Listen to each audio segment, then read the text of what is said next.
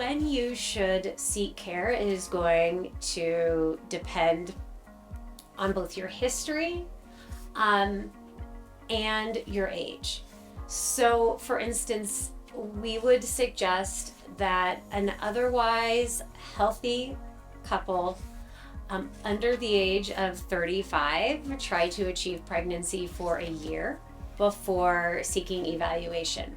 If you're older, 35 to say 38, we would suggest 6 months. And as you're approaching 40, that time limit's going to drop to 3 months. If you know there is an issue, if a male partner has maybe had a semen analysis in the past that was very abnormal, or if you're a woman who never gets a period on her own, those are red flags that there's likely to be an issue.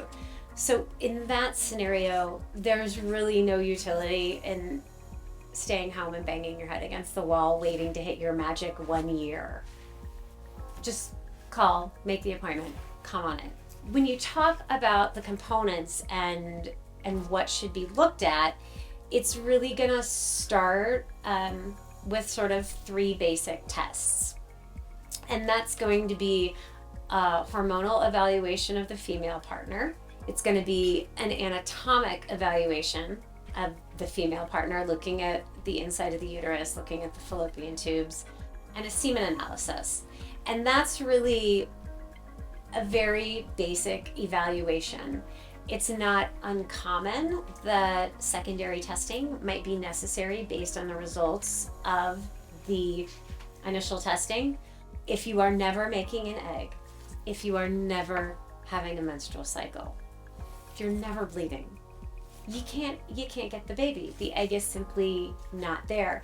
And that is usually quite obvious just in an initial conversation with a patient. When you start thinking about the more common reasons that people have difficulty conceiving, you're going to be thinking about things like polycystic ovarian syndrome, endometriosis, age-related declines in fertility, issues with sperm, male factor infertility, low counts, low motility.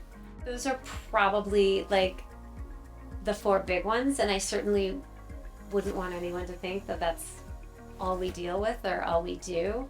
But those 4 diagnoses will encompass a majority of patients.